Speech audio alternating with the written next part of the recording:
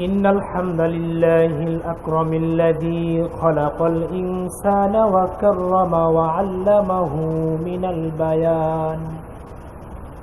وعلمه من البيان ما لم يعلم فسبحان الذي لا يحصى امتنانه باللسان ولا بالقلم ونشهد أن لا إله إلا الله وحده لا شريك له ونشهد أن سيدنا وحبيبنا ومولانا محمدا عبده ورسوله الذي أرسله بالحق بشيرا ونذيرا وداعيا إلى الله بإذنه وسراجا منيرا بشر دارانا দেখি বসে فقد قال الله تعالى في كلامه المجيد والفرقانه الحميد সবাই পড়ি أعوذ بالله من الشيطان الرجيم بسم الله الرحمن الرحيم يا أيها الذين آمنوا اذكروا الله آمنوا اذكروا الله ذكرا كثيرا وسبحوه بكرة وأصيلا صدق الله العظيم إن الله وملائكته يصلون على النبي يا أيها الذين آمنوا صلوا عليه وسلموا تسليما اللهم صل على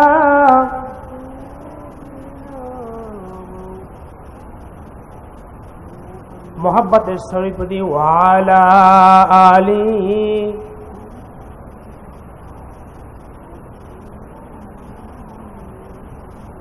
একটু আওয়াজ দিয়ে পড়ি আল্লাহুম্মা সাল্লি আলা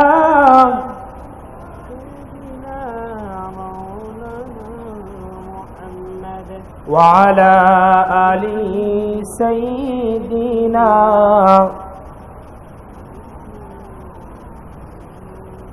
তুমি কত সুন্দর কি করে বোঝাই আল্লাহ কত সুন্দর কি করে বোঝাই আল্লাহ কোনো ভাষা পাই না খুঁজে তোমার তুলনা তুমি নিজে তোমার তুলনা তুমি নিজে তুমি কত সুন্দর কি করে বোঝাই আল্লাহ বেকারার প্রজাপতি গোলাপের মুখে কি করে দোলাই পাখা বুক ভরা সুখে বেকারার প্রজাপতি গোলাপের মুখে কি করে দোলাই পাখা বুক ভরা সুখে। কোন সুখে এত সুখী বুঝে আসে না যে, কোন সুখে এত সুখী বুঝে আসে না যে, তোমার তুলনা তুমি নিজে, তোমার তুলনা তুমি নিজে। সবাই বলেন, তুমি কত সুন্দর, কি করে বোঝায় আল্লাহ, কোনো ভাষা পাই না খুঁজে, তোমার তুলনা তুমি নিজে, তোমার তুলনা তুমি নিজে।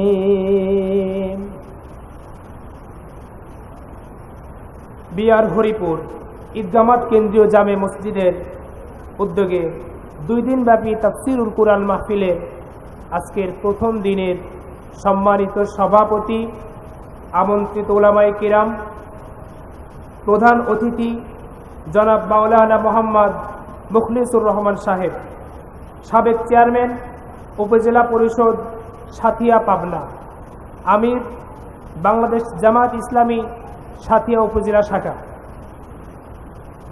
আলহামদুলিল্লাহ, আমরা 1 বছর পরে আমাদের এলাকার এই মাহফিলে আবার বসার তৌফিক যিনি দান করেছেন তিনি কে? আল্লাহ। আওয়াজ দিয়ে বলতে হবে, তিনি কে? আল্লাহ।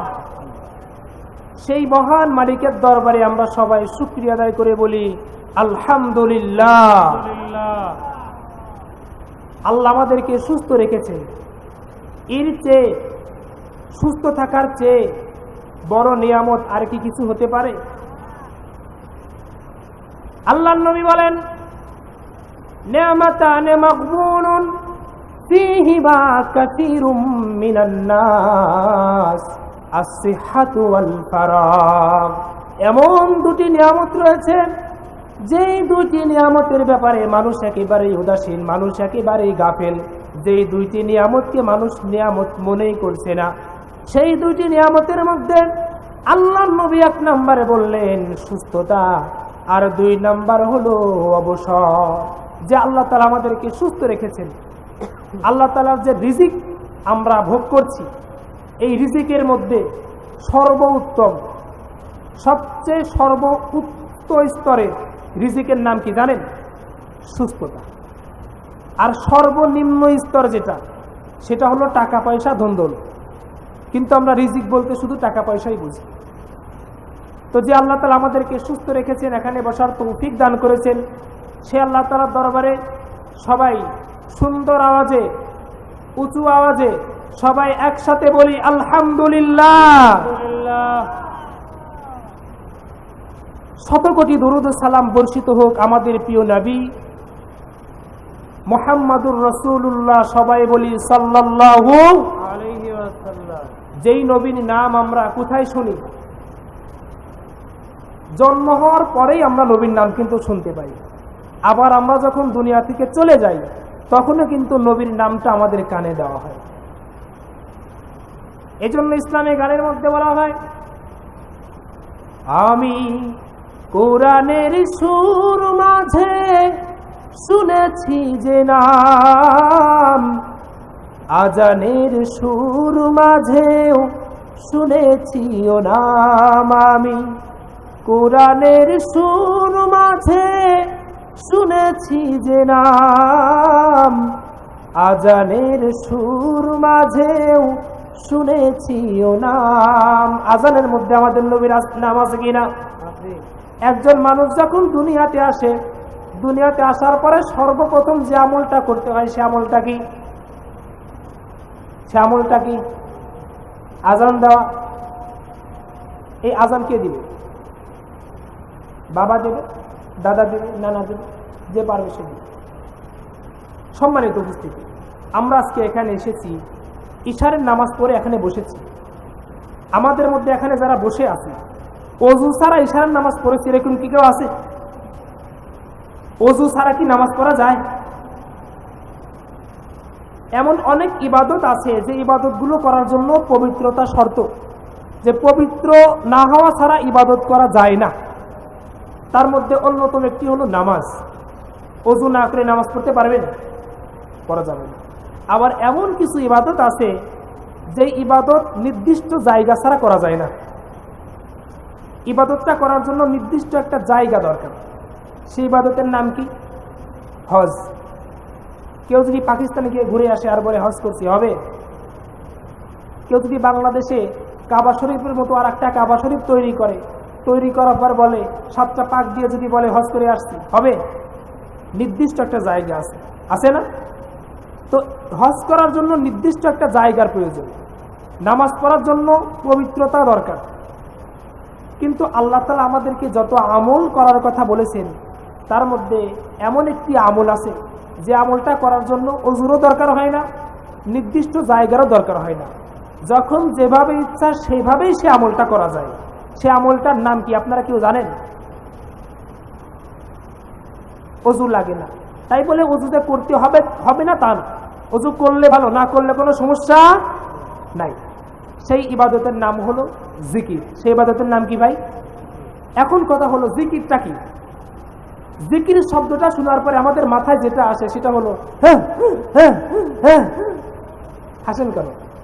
এটাই আসে মাথায়। কিন্তু আসলে জিকির বলতে কি শুধু জিকির হলো আল্লাহ তাআলার যত ইবাদত আছে তার মধ্যে সর্বোত্তম একটি ইবাদত।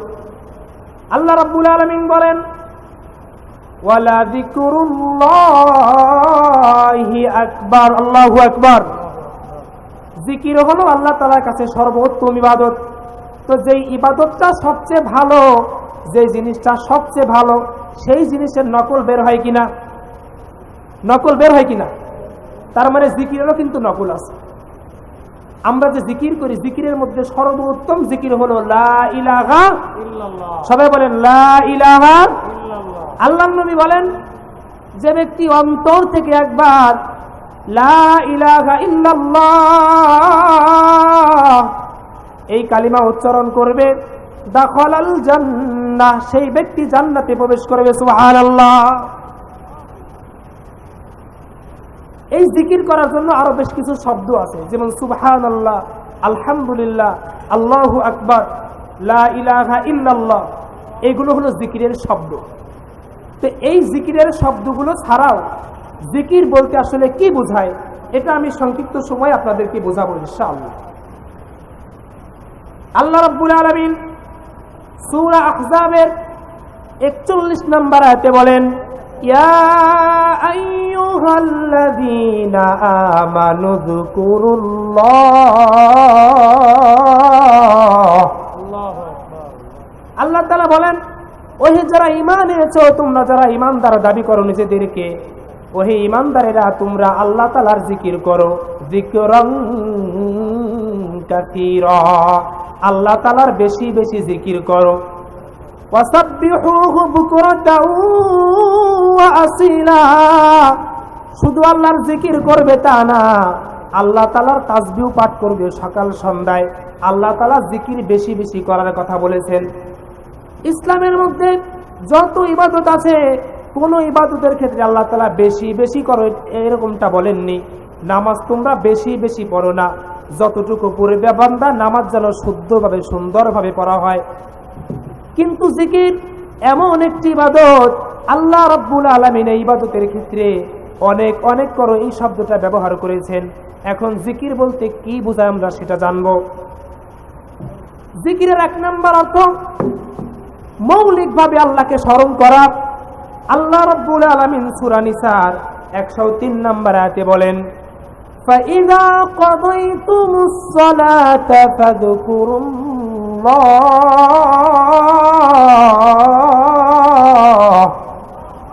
একটু জোরে বলেন আল্লাহু আকবার। ওহে ঈমানদারেরা তোমরা যখন নামাজ সমাপ্ত করো, নামাজ শেষ করার পরেই তোমরা আল্লাহ তাআলার জিকির করো। এখন আমরা যদি কুরআনকে প্রশ্ন করি, কুরআন আমরা তো আল্লাহ তাআলার জিকির করব, কিন্তু জিকিরটা কিভাবে করব? কুরআন আমাদেরকে তা উত্তর দিয়েছে ওয়াকুউদাও ওয়া আলা জুনুবিহিম, قياما وقعودا وعلى جنوبهم বান্দারা তোমরা দাঁড়িয়ে দাঁড়িয়ে আল্লাহ তাআলার জিকির করো, বসে বসে আল্লাহ তাআলার জিকির করো, শুয়ে শুয়ে আল্লাহ তাআলার জিকির করো। তার মানে কিন্তু সর্ব অবস্থা আল্লাহ তাআলার জিকির করা যাবে কিনা? যাবে কিনা? যাবে। এটা হলো জিকিরের এক নাম্বার অর্থ, যে আল্লাহকে স্মরণ করা। এবার যদি আমরা কোরআনকে প্রশ্ন করি, আমরা তো আল্লাহ তাআলার জিকির করব, এই জিকিরটা আস্তে করব না জোরে করব, এই জিকিরটা কিভাবে করব? কোরআন আমাদেরকে তাও জানিয়ে দিয়েছেন, ওয়ালা তাজহারু বিসলাতিকা ওয়াযকুর রাব্বাকা ফি নাফসিকা তাদাররুআন ওয়া খীফাতাও ওয়া দুনাল জাহরি মিনাল কওল। তোমরা আল্লাহ রাব্বুল আলামিনের নামে জিকির করো বিনয়ের সাথে, ভীত সন্তুষ্ট অবস্থায়, আস্তে আস্তে আওয়াজে, জোরে না আস্তে জিকির করতে হবে, আস্তে আস্তে আওয়াজে। এবার যদি আমরা জিকির করি, জিকিরের 2 নম্বর অর্থ আল্লাহ রাব্বুল আলামিন কোরআনের মধ্যে দিয়েছেন উপদেশ অর্থে। আল্লাহ তাআলা সূরা জারিয়াতের 55 নম্বর আয়াতে বলেন, ওয়াযাক্কির ফাইন্নায যিকরা তানফাউল মুমিনিন।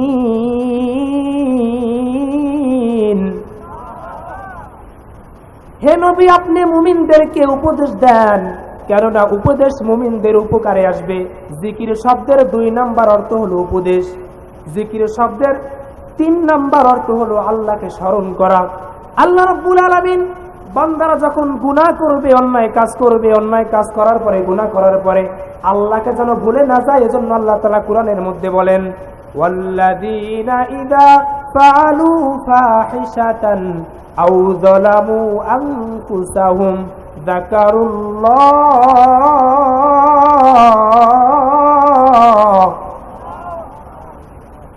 তোমরা যখন ওয়াল্লাযীনা ইযা ফাআলু ফাহিশা, যখন তোমরা খারাপ কাজ করবে, অশ্লীল কাজ করে ফেলবে, বান্দারা খারাপ কাজের কথা মনে হওয়ার মুহূর্তেই তোমরা সাথে সাথে আল্লাহর নামে জিকির করবে, আল্লাহকে স্মরণ করে আল্লাহ রাব্বুল আলামিনের কাছে ক্ষমা চাইবে, আল্লাহ রাব্বুল আলামিন তোমাদেরকে মাফ করে দিবে। সুবহানাল্লাহ। জিকির শব্দের 4 নম্বর অর্থ হলো আনুগত্য করা। আনুগত্য কার করতে হবে? আল্লাহ তাআলার। আল্লাহ রাব্বুল আলামিন বলেন, ফাযকুরুনি আযকুরুকুম ওয়াশকুরুলি ওয়ালা তাকফুরুন। বান্দা, তোমরা আমার আনুগত্য করো, আমি আল্লাহ তোমাদেরকে প্রতিদান দান করব। আমরা যদি আল্লাহ তাআলার আনুগত্য করি, আল্লাহ তাআলা আমাদেরকে জান্নাত দান করবে, এটা আল্লাহ তাআলা আমাদেরকে বলেছেন। জিকিরের 5 নম্বর অর্থ হলো, জিকির বলতে আল্লাহ তাআলা কোরআনের মধ্যে কোরআনকে বুঝিয়েছেন। জিকির বলতে আল্লাহকে কি বুঝিয়েছেন? জিকির বলতে আল্লাহ তাআলা কোরআনের মধ্যে কি বুঝিয়েছেন? জিকির বলতে কোরআনকে বুঝিয়েছেন। আল্লাহ রাব্বুল আলামিন সূরা আম্বিয়ার 50 নম্বর আয়াতে বলেন, হাযা যিকরুম মুবারাকুন আনজালনা আফা আনতুম লাহু মুনকিরুন। আল্লাহ তাআলা বলেন, এই কোরআন হলো বরকতময়, এমন একটি কিতাব, সুতরাং তোমরা কি কোরআনকে অস্বীকার করবে? জিকির শব্দের 6 নম্বর অর্থ হলো শরীয়ত। 6 নম্বর অর্থ কি? ইসলাম, শরীয়ত। কোরআনের মধ্যে আল্লাহ তাআলা বলেন, ওয়ামাই ইউরিদ আন যিকরি রাব্বিহি ইয়াসলুকুহু আযাবান সাআদা। যে ব্যক্তি আমার শরীয়ত থেকে মুখ ফিরিয়ে নিবে, আমি তাকে কঠিন শাস্তির মধ্যে প্রবেশ করাবো, আমি তাকে জান্নাতে প্রবেশ করাবো। জিকির শব্দের অর্থ হলো শরীয়ত। তো শরীয়তকে যারা প্রতিষ্ঠা করার জন্য কাজ করে, এটাও কিন্তু একটা জিকির। ইসলামের শরিয়াতকে রাষ্ট্রীয়ভাবে প্রতিষ্ঠা করার জন্য যারা কাজ করে, এই কাজ করাটাও কিন্তু জিকির। দলিল সূরা জিনের 17 নম্বর আয়াত। আল্লাহ তাআলা বলেন, ওমাই ইউরিদ আন যিকরি রাব্বিহি, যে ব্যক্তি তার রবের জিকির থেকে মুখ ফিরিয়ে নিবে। জিকির বলতে আল্লাহ তাআলা এখানে শরীয়তকে বুঝিয়েছে। এই শরীয়তকে যারা প্রতিষ্ঠা করতে চায়, এই শরীয়তকে যারা রাষ্ট্রীয় পর্যায়ে দেখতে চায়, এই শরীয়তকে রাষ্ট্রীয় পর্যায়ে আনার জন্য যত যা কিছু করা হয়, সব কিছুই হলো জিকিরের অন্তর্ভুক্ত। সম্মানিত উপস্থিতি, এজন্য শুধুমাত্র আল্লাহ জিকির করি, আল্লাহ আল্লাহ আল্লাহ, সুবহানাল্লাহ, আলহামদুলিল্লাহ, আল্লাহু আকবার, লা ইলাহা ইল্লাল্লাহ, সুবহানাল্লাহ, আলহামদুলিল্লাহ, আল্লাহু আকবার, লা ইলাহা ইল্লাল্লাহ। শুধুমাত্র এইগুলোই যে জিকিরের মধ্যে সীমাবদ্ধতা কিন্তু না। জিকির হলো কোরআন তেলাওয়াত করা, জিকির হলো আল্লাহ তাআলার আনুগত্য করা, জিকির হলো বেশি বেশি কোরআনের অনুযায়ী কোরআনের আনুগত্য করা, জিকির হলো আল্লাহ রাব্বুল আলামিন যা কিছু আদেশ করেছেন সেই সমস্ত আদেশগুলো মেনে চলা। আলহামদুলিল্লাহ, আমরা অনেক খুশি যে আমরা মাহফিলে বসার তৌফিক পেয়েছি। গত বছরও এরকম ভাবে মাহফিল করার সুযোগ ছিল না। গত বছর যে কোনো জায়গায় মাহফিল করার জন্য প্রশাসনের অনুমতি লাগতো, অথচ কোরআনের মধ্যে এসেছে তা'মুরুনা বিল মা'রুফ, তোমরা ভালো কাজের আদেশ করো। ভালো কাজের কি করো ভাই? ভালো কাজের অনুরোধ করো, তারা ভালো কাজের কি করো? আদেশ করো। কিন্তু ইসলামী জালসা করা লাগবে, এর জন্য থানায় যাওয়া লাগতো অনুমতি নেওয়ার জন্য, যে আমরা জালসা করতে চাচ্ছি, করব কিনা। এর চাইতে দুর্ভাগ্য বিষয় আর কিছু ছিল না আমাদের কাছে। আলহামদুলিল্লাহ, আমরা এখন অনেকটা স্বাধীন। এখন স্বাধীনভাবে কোরআন হাদিসের কথা হবে। কোথাও ইসলামী জালসা করার জন্য প্রশাসনের বিশেষ অনুমতি লাগবে না, বরং তারা উপর থেকে নিজেরাই সহযোগিতা করবে। এটাই সরকার ঘোষণা করেছে। এরকম আমরা একটা স্বাধীনতা পেয়েছি। এজন্য আমরা সবাই আরেকবার বলি আলহামদুলিল্লাহ।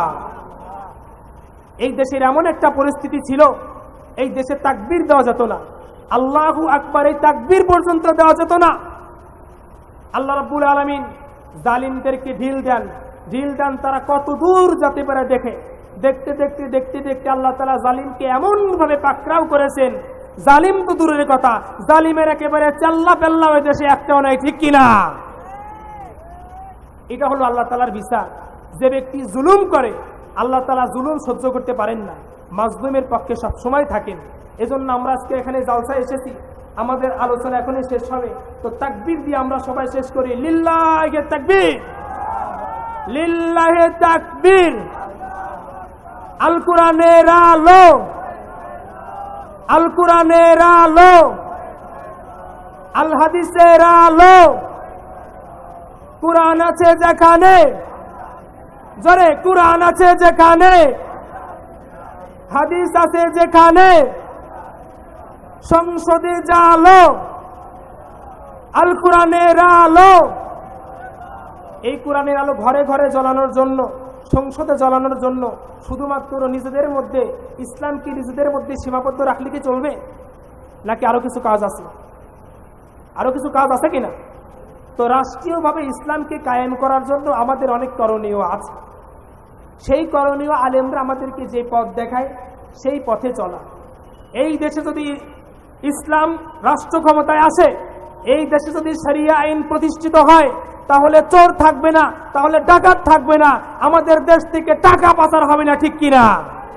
সম্মানিত উপস্থিতি, এক শ্রেণীর মানুষ আছে এই ইসলামের শরিয়া আইনকে ভয় পায়, যে ইসলাম যদি ক্ষমতায় আসে, মৌলবীরা যদি ক্ষমতায় আসে, তাহলে চুরি করার পর তো চোরের হাত কেটে দেওয়া হবে, জিনা করার পর তো যে ব্যক্তি জিনা করবে তাকে পাথর মেরে হত্যা করা হবে। এই ভয় যারা পায় তারা কি মুমিন? এই ভয় যারা পায় তারা নিজেরাই চোর, ঠিক কিনা? চোর না হলে কি ভয় পায়? এই ভয় কারা পায়? যে ভয় পাবে বুঝবেন সে নিজে একটা চোর। এই জন্য চোরের আইন হচ্ছে হাত কাটা, এই আইনকে সে ভয় পায়। কিন্তু ইসলাম কারোর প্রতি জুলুম করে না। একজন ব্যক্তি এই মাহফিলের কোন একটা দোকানে গিয়ে 5টা জিলাপি চুরি করছে, চোর ধরা পড়ছে। ধরা পড়ার পরে এই চোরের কি হাত কাটা লাগবে? বলেন, এই চোরের কি হাত কাটা যাবে না? মানে কোরআনের আইন না, চুরি করলে হাত কেটে দাও। কেউ আপেল কমলার দোকানে গিয়ে একটা আপেল চুরি করছে, তার কি হাত কাটা যাবে? কথা বলেন, যাবে? যাবে। আচ্ছা, যাবে কারা কারা দেখি? ইন্না লিল্লাহ, আপনারা তো সবাই বলছেন যাবে না। ইসলাম কারোর উপর এইভাবে জোর করে না। যে ব্যক্তি একটা আপেল চুরি করছে, 5টা জিলাপি চুরি করছে, ইসলাম দেখবে এই ব্যক্তি আসলে পেশাদার চোর না, এর ক্ষুধার তাড়নায়, পেটে ক্ষুধা, এই জন্য চুরি করছে, ইসলামের হাত কাটবে না। কিন্তু কোনো ব্যক্তি যদি ব্যাংক থেকে 1 লাখ টাকা চুরি করে, তার এবার মাপ নাই, এবার হাত থেকে কাটা যাবে। এজন্য ইসলাম কোনো কিছু কারোর উপরে বেশি চাপিয়ে দেয় না। জাতদের বাহিরে ইসলাম কারো কাছে কোনো কিছু চাপিয়ে দেয় না। যারা শরিয়া আইনকে ভয় পায়, বুঝতে হবে তারা হলো চোর, কারণ চোর চুরি করলে চোরের হাত কাটা যাবে। যারা শরিয়া আইনকে ভয় পায়, বুঝতে হবে তারা হলো মদখোর, কারণ যে ব্যক্তি মদ খায় শরীয়তে তার শাস্তি রয়েছে। যে ব্যক্তি শরিয়া আইনকে ভয় পায়, বুঝতে হবে সে হলো একজন জিনাকার, কারণ যে ব্যক্তি জিনা করে তাকে পাথর মেরে হত্যা করা হবে অথবা 99টা বেতের আঘাত করা হবে, ঠিক কিনা? এই জন্য যারা শরিয়া আইনকে ভয় পায় তারা কখনো মুসলমান হতে পারে না। আমরা দোয়া করি, আমরা চেষ্টা করি আল্লাহ তাআলা যেন আমাদের এই দেশে শরিয়া আইন, ইসলামী আইন প্রতিষ্ঠিত করার তৌফিক দান করে। সবাই বলি আমিন।